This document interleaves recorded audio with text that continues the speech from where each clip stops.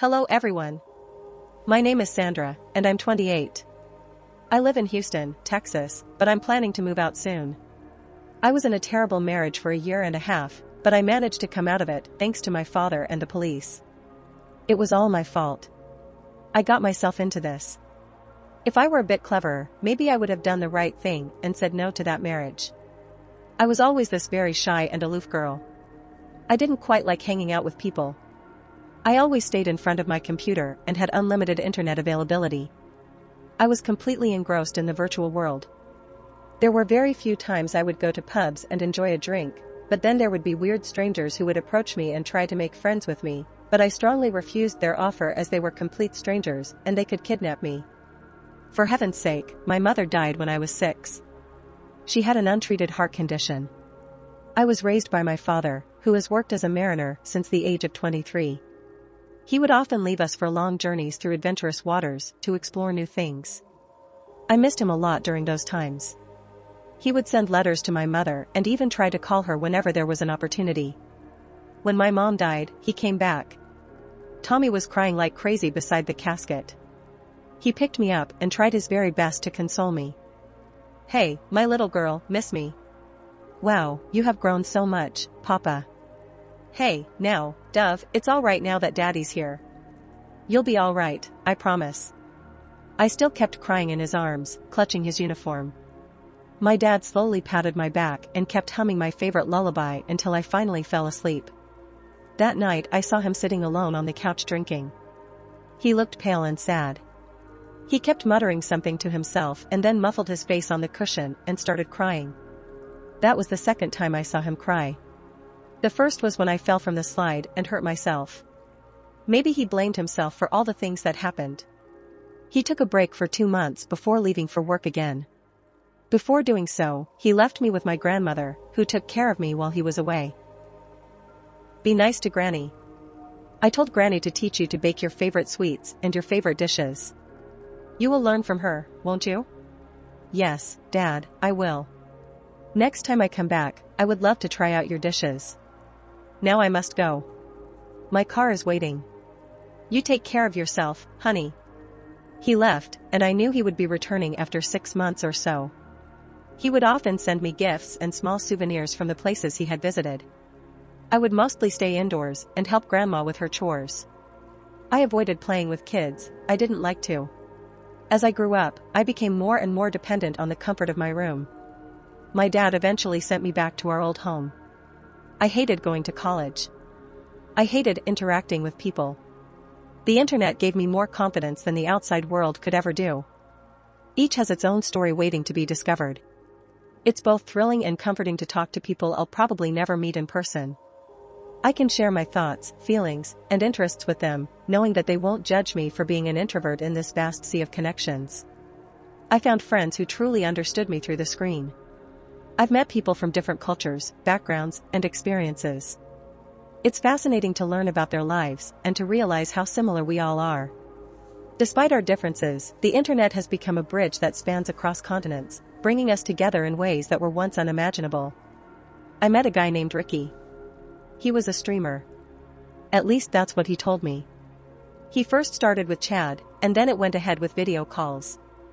I often hid my identity by wearing a Batman mask, and he would put a scarf around his face and wear a beanie. "Hi Sandra, it's great to see you finally. Say hello, Rick. It was nice to meet you virtually, likewise. How are you doing today?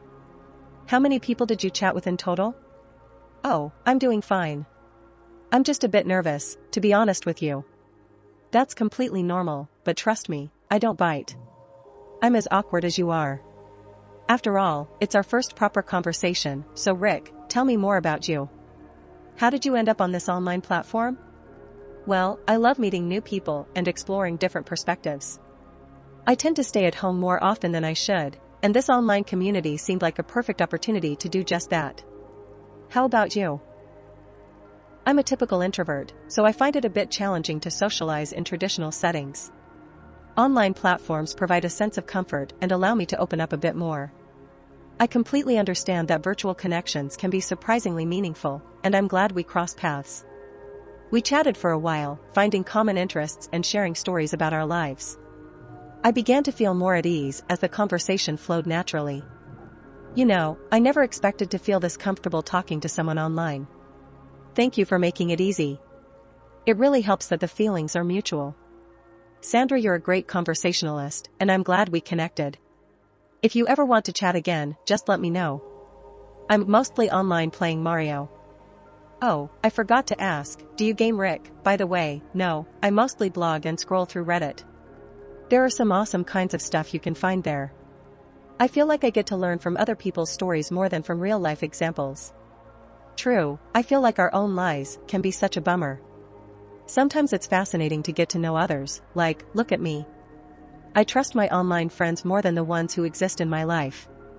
The best thing about virtual stuff is that you don't have to feel obliged to keep in contact. You can take it or leave it as the conversation continues. Ricky and I built a genuine connection, despite being virtual strangers. Our shared understanding and open-mindedness created a sense of friendship that transcended the screen. I'm not sure where this journey will lead me, but one thing is certain, my online experiences have shaped who I am. As I continue to navigate through life, I know that the lessons I've learned from my digital haven will always be a part of me. My father, on the other hand, is a very careful person, and if he finds out I'm making friends who I haven't even seen, he will get super pissed. The last time he came to me, he sat me down and ended up lecturing me during dinner. Dad, I've graduated well, you wouldn't know you didn't come, oh Sandra. I was extremely busy, and I was sorry then and sorry now. I even emailed you, saying I would be there for your birthday. Tomorrow is my pumpkin's birthday. Ah, stop calling me names. I'm no longer 6. You know, well, to me, you will always be my little dove. Anyway, what have you planned for the future? Are you thinking of working? I don't know what you mean. I don't know what your friends are doing currently. I do not have any friends. What left? I haven't shifted you to your mom's house so that you can stay home and not socialize with the world.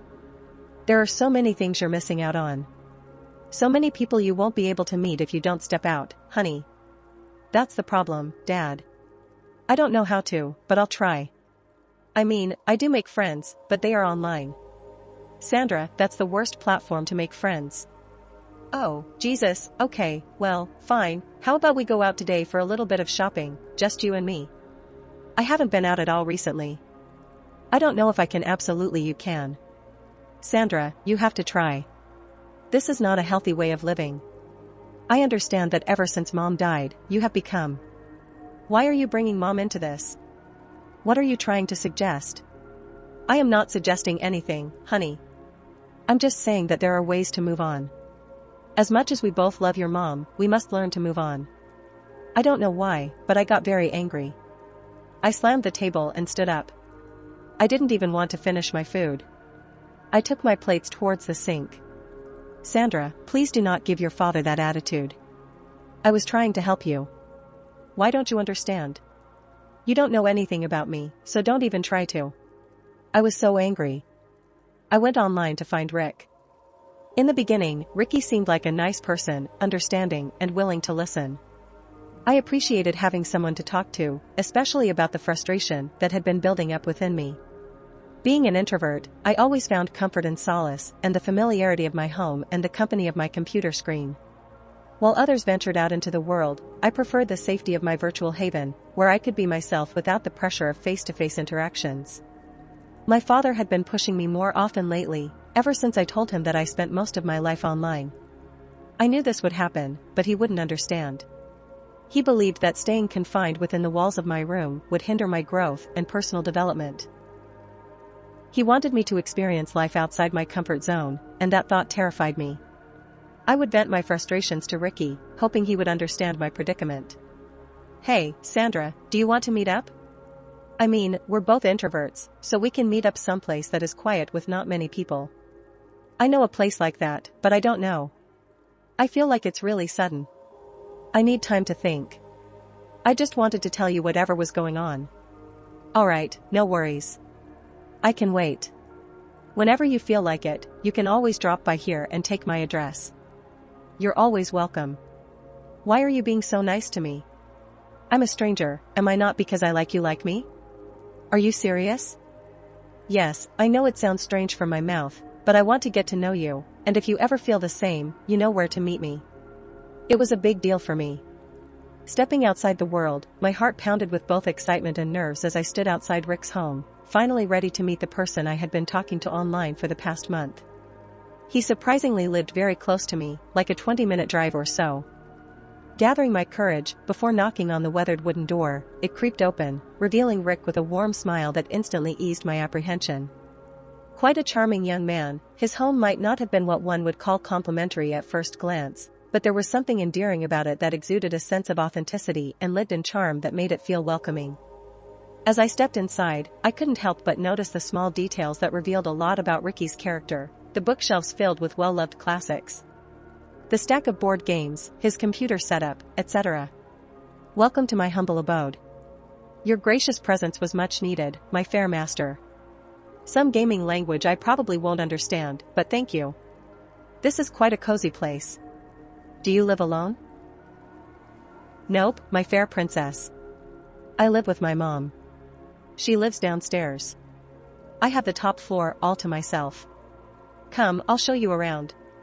We spent the day talking, laughing, and discovering even more about each other. Meeting in person added depth to our connection, and I felt a newfound appreciation for the person behind the screen. Rick was just as kind and genuine as I had imagined, and his quirky sense of humor only made me like him more as the sun dipped below the horizon. Rick suggested we take a stroll outside, and I agreed without hesitation. As we wandered along the nearby park, the conversation flowed effortlessly and my initial nervousness transformed into a feeling of comfort and ease. Being with him in person felt like an extension of our online chats, but with an added layer of intimacy that only face-to-face interactions could bring. Wait, are you telling me you didn't celebrate your birthday? Yeah, I didn't feel like it, plus my dad was really mean. I didn't know how to face him after the argument we had. Oh, I'm so sorry that it happened. I'm sure he'll come around. He's your father after all. I made a mistake. I trusted him too much. I felt like his words were honey, but I didn't realize I was just like one of his games. When we started to date, he became an overly possessive and jealous boyfriend. He would always make me talk to him on the phone or online. If I ever tried to chat with anyone else, he would get angry. He kept saying that he loved me a lot and wanted to protect me. I believed him. Why did I believe him? As our relationship grew stronger, it became apparent that his mother didn't approve of me. It was disheartening to know that she harbored such negative feelings towards someone she hadn't even met in person. Her disapproval weighed on me, and I couldn't help but wonder why she couldn't see the love and care we had for each other. Rick's close relationship with his mother was evident, and he often referred to himself as a mama's boy.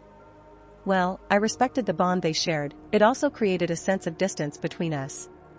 I understood that family was essential to him, but I couldn't help feeling like an outsider, trying to navigate the complexities of his mother's disapproval. The strangest thing ever was that his mother, Loki, wanted us to marry off. She knew I had no one in the world, and my father doesn't stay with me. She probably thought I would be a great servant to her needs. Not every parent is perfect. Look at your dad, for instance. At least my mother cares about me, please. Rick, you know when you talk like that, it really hurts, and then you know I'm the only one for you right now. Your dad doesn't love you, so stop complaining so much about my life and try to compromise. We had a secret marriage. Ricky didn't allow me to invite my father, saying that he would never approve of this wedding. He successfully brainwashed me into thinking that my dad doesn't love me. I silently got married to him.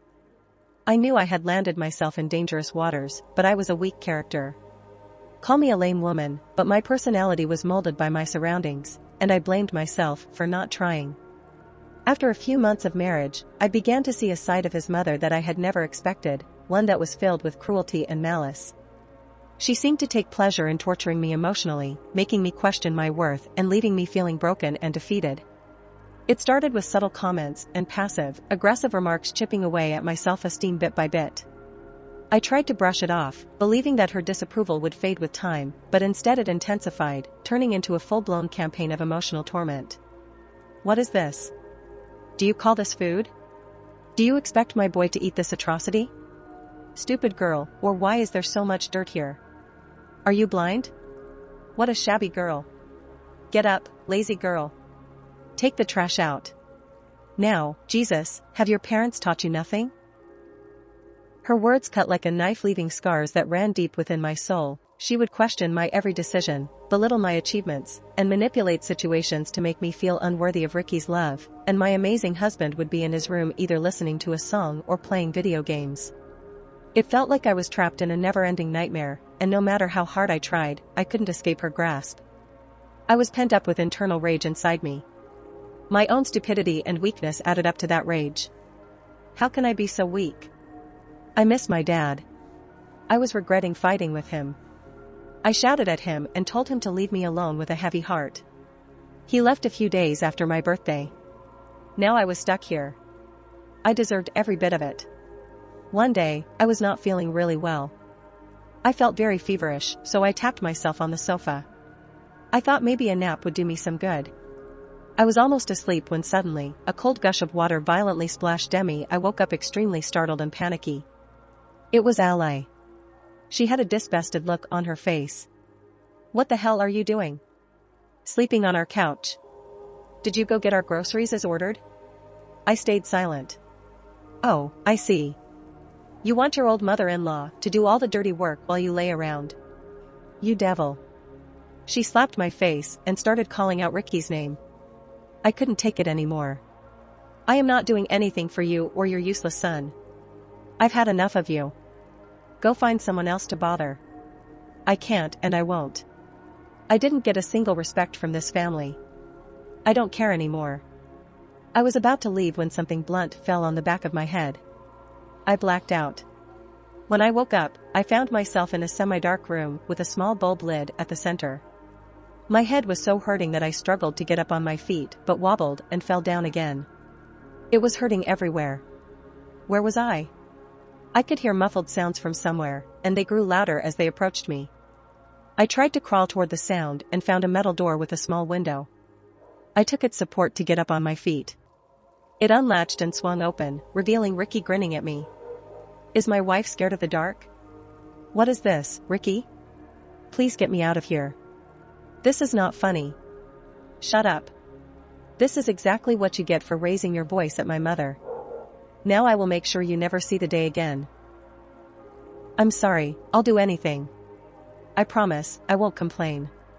Please let me out. I beg you, not so soon, Buttercup. If you behave, I might think of releasing you for now. This would be your little cave, it's not like you like going out anyway, and besides, who do you have? Your mom is dead.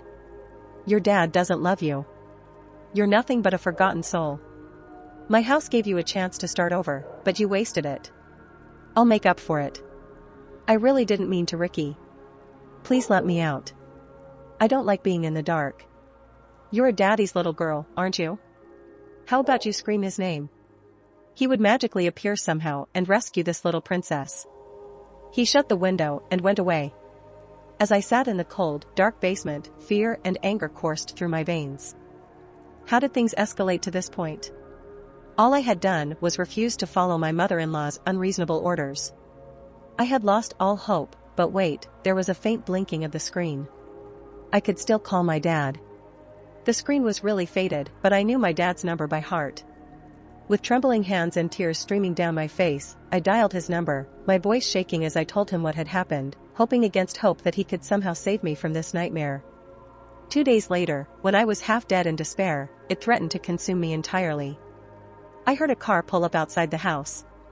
My heart pounded in my chest as I strained to hear the sound of footsteps coming down the stairs when the door swung open, revealing my father.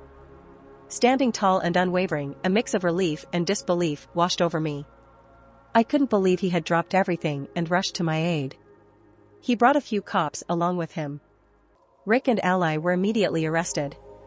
They tried their best to lie, but their attempts were in vain. You have no idea what you both have waiting at court, you psychopaths. What have you done to my little girl, sir? We are truly sorry. We meant no harm. I was thinking of releasing her today, I swear, and who are you to decide the punishment for my daughter? You look like something out of a sewer. Okay, come on, Sandra, let's go. As my dad escorted me out of that dark basement, I felt a newfound sense of courage and determination. The ordeal was far from easy, but it had shown me that I could face challenges head-on with the unwavering support of my Marine dad by my side. From that day forward, I vowed to stand up for myself and never let anyone take away my voice. I just hope Ricky and his mom rot in jail. I'm planning to move to New Orleans with my dad. Texas was not safe for me anymore, and yeah, I will make sure not to ever rely on online strangers anymore.